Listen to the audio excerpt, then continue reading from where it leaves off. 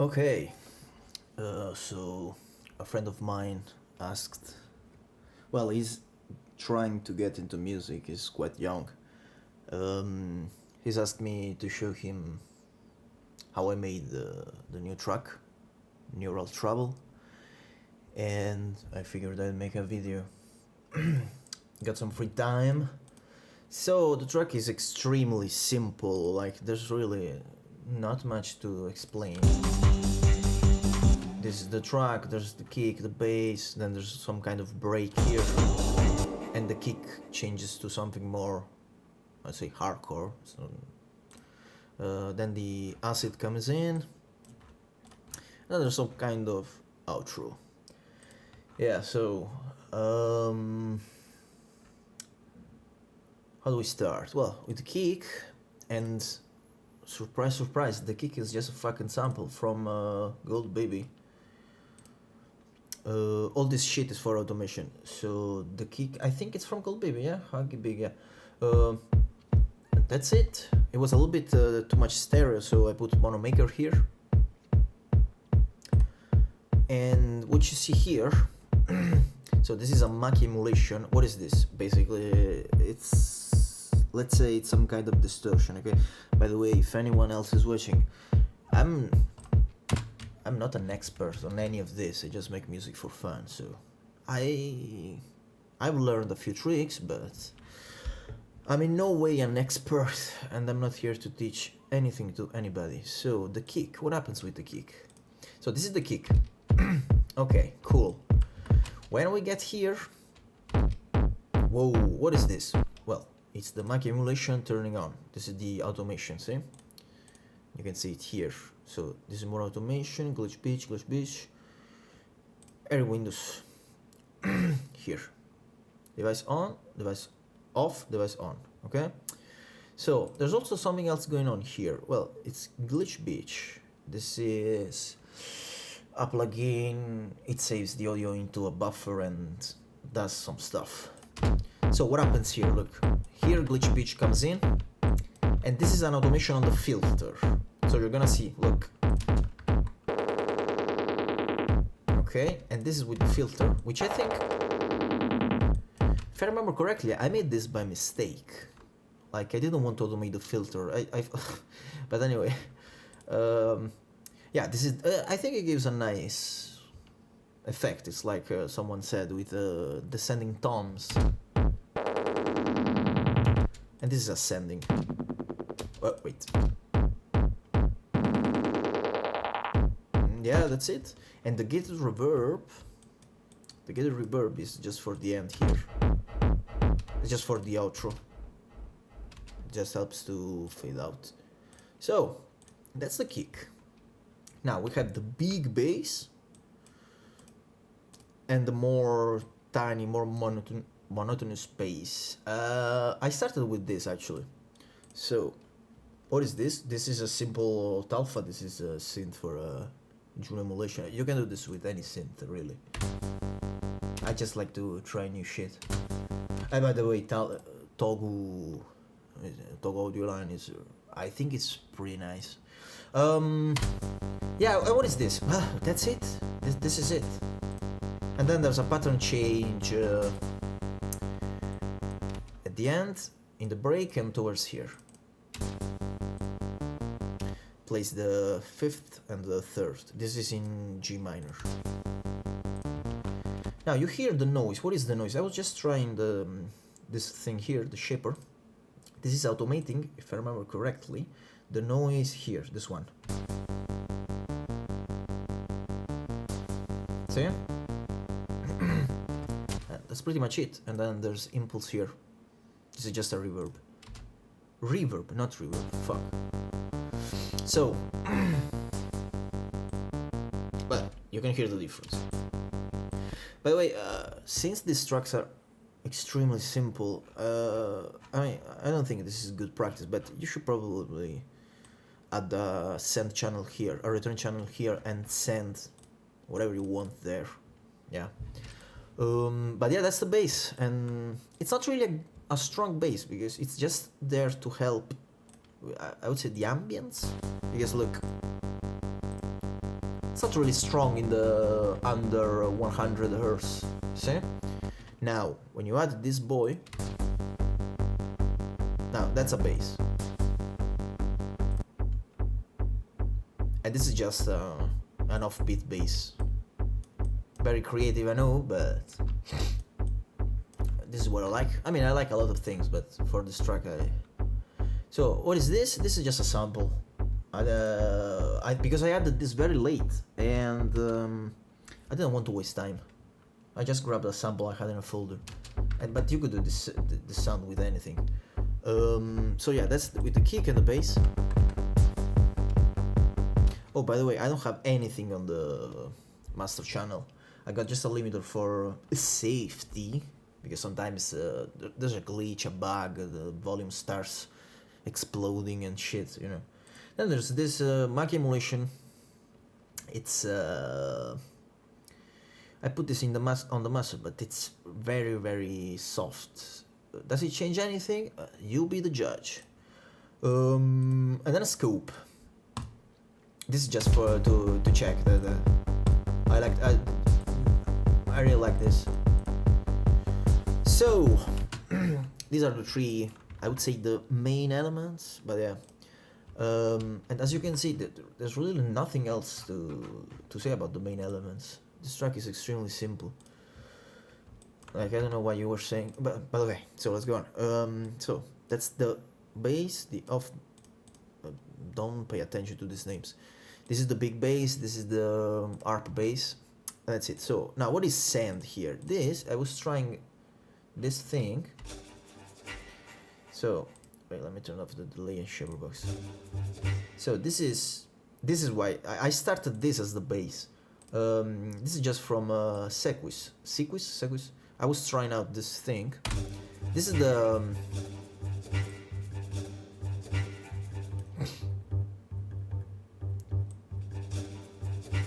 you can change the layers. Now, what I liked about this is the sound that you hear panned. See? Now I used shaper box to pan it. I mean, this is not really a good pan, it's just a cycle. This part doesn't change, but this does. I use this just to change the volume, that's it. And then some delay. Now this gives some nice ambience again. And there's also some shakers in here. And I really like this sound. I think this was one of the first sounds I decided, okay, this sounds like what I wanted for the track. Because if you remember correctly, the track was inspired by the drawing, by the painting. So yeah, that's it. Now the guitar sound. The guitar was actually one of the first, one of the real first.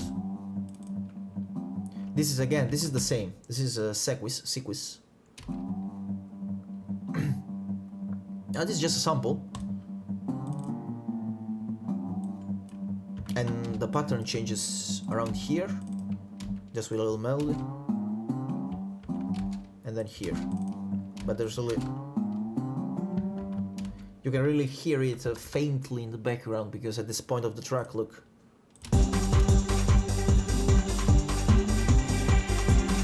So yeah. Anyway, what did I do here? Well, not much really. Again, some Mac emulation. I don't really need this, I think.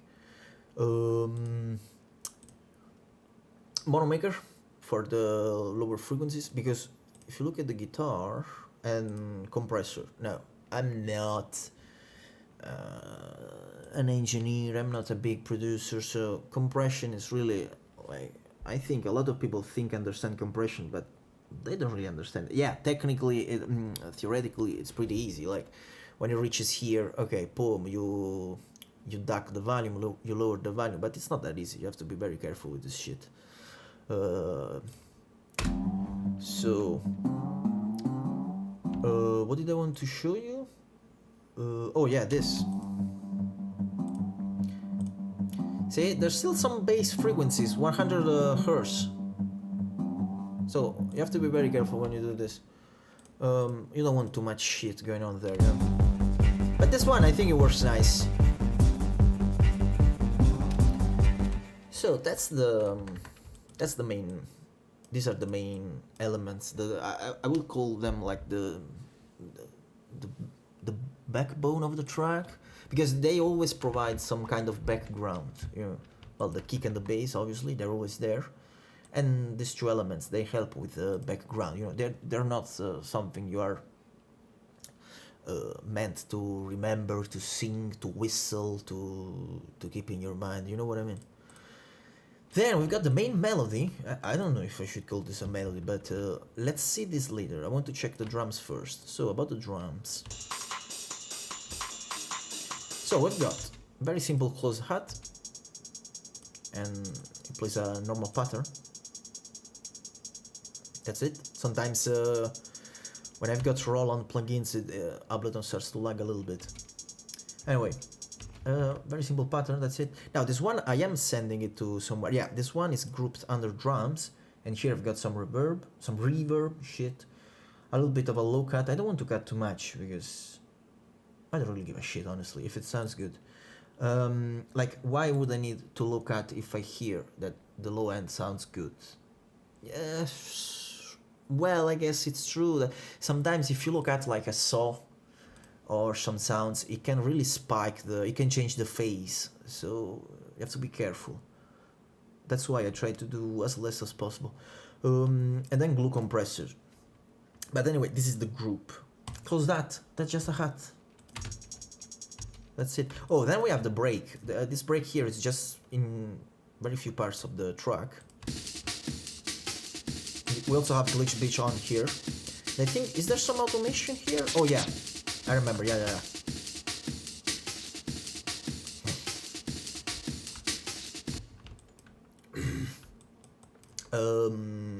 I wanted to add this because this was getting a little bit repetitive towards the end, so I didn't know what to do, and I did this basically with the kick as well. Let me turn off all this shit. Here.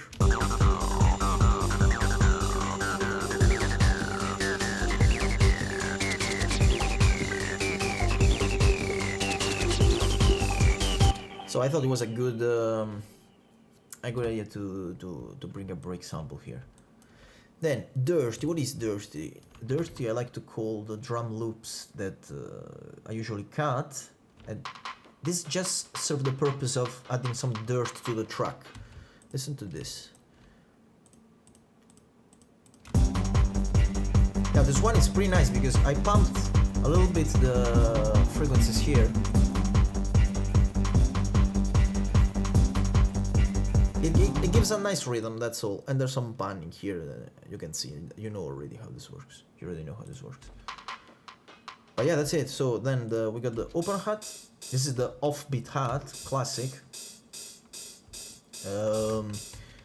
I like that it enters together with the bass. You can hear it. Then we got the rider. I found this ride sample with the cymbals, etc. It's pretty nice. It gives some kind of ambience, and there's a volume automation here. It comes really, really slowly. There's also this thing. Hear this.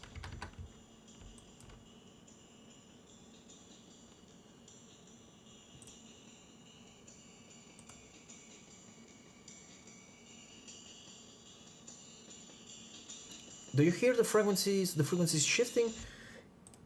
It's this thing by Air Windows. This is really nice Air Windows. I've checked it way too late.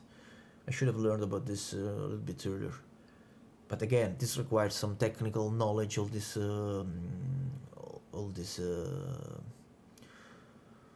tools. So I don't really use them a lot. But yeah, so there's just a little bit of automation, and I really like it. It gives a little bit of ambience again to the drum part. Like, look at this. Let's put it here. I mean, obviously you can hear that there is even with the other instruments on. See? Very high frequency towards here. And this is without the frequency. This applies resonance to specific bands. So these are the drums, like extremely easy. Now let's go towards the melody. So there are two sounds for the melody. This, which is very faint in the track, but you can always hear it. Like, see, a little bit. So this is just to anticipate the other sound. And the melody, by the way, this is, I wouldn't call this a melody. I mean, yes, any kind of melody is a melody. The root note and the note before, how do you call this? The 7th of the scale? Yeah, the 7th, no? But this is in minor, so it's 2 semitones down. And just an arp, that's it. Then we got this sound. This has some automation going on here. So, it's got, this is Osteros. Lovely stuff. There's an automation on the reverb, fuck, and on the filter cutoff during the reverb. Now, and what is this?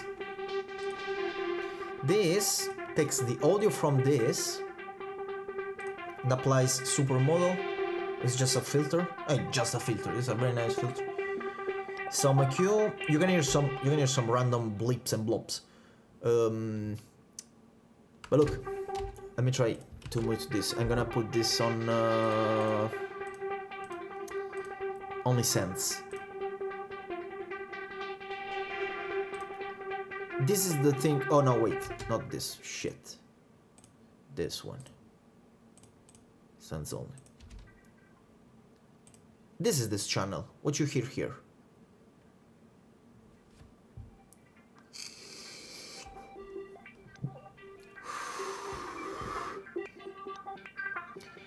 This is the gain of the channel. It goes on and off. Okay? By itself it sounds like shit. Together with the melody it adds a little bit of layer. That's it for the melody. Now the 303, this is just the Roland emulation. Then the synth warmer to put a high pass filter. I like this plugin.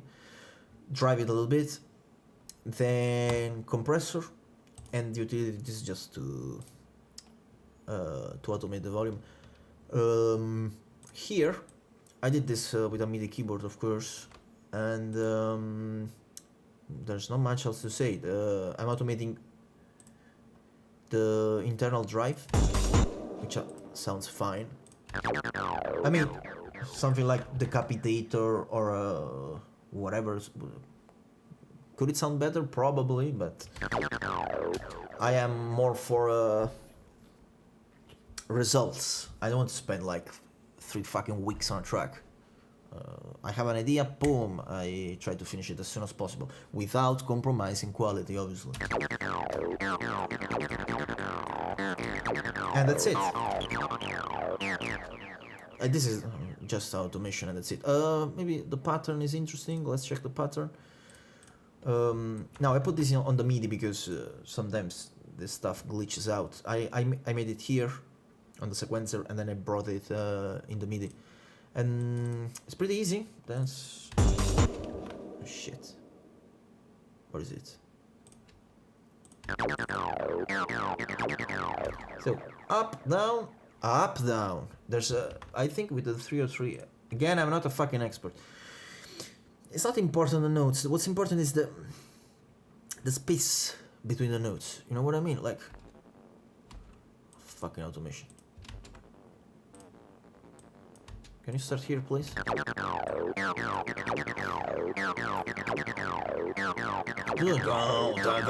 Like, you know what I mean? All this gliding, all the slides.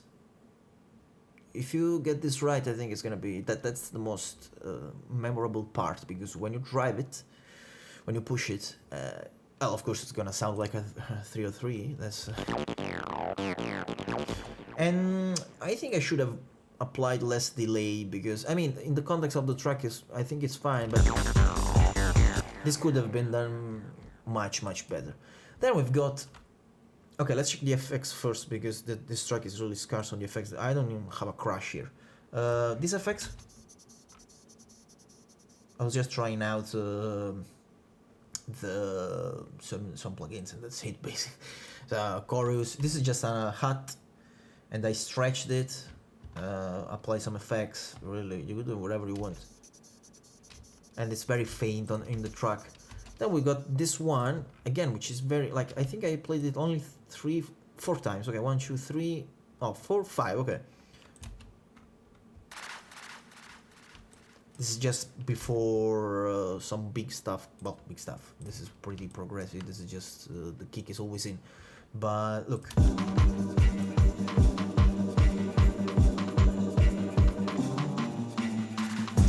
I mean, you can hear, you can feel it. Probably here would have been a better place. Well, who knows? Okay. The pad bed. What is the pad bed? This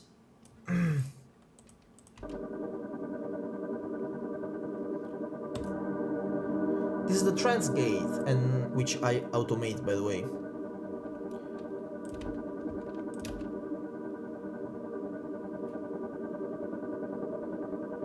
See? That's just a simple gate. And this helps with when the kick and the bass are not playing, and even here. Because here with the hard kick, it sounds pretty good. And you can feel it. See? The track sounds a little bit empty. Now, some people might like it, others might not, but I think that's fine.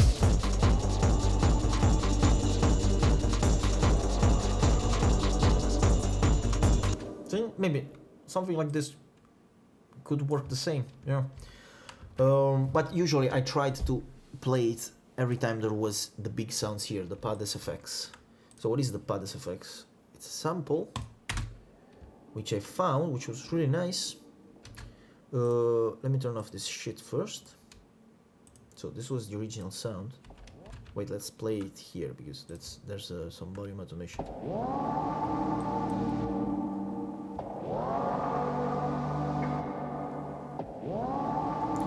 And the original sample was, I think, longer. Let me check.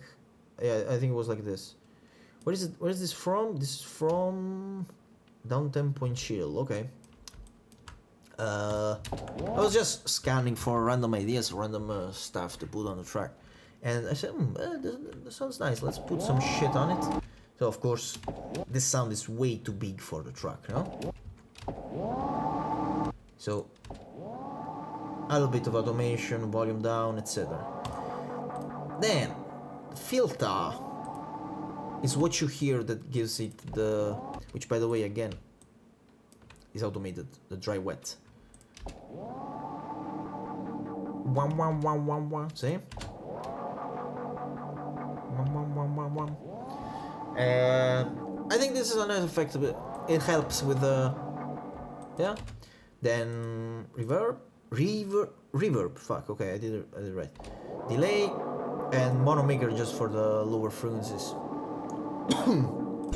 Because again, the sound is also quite big on the frequencies.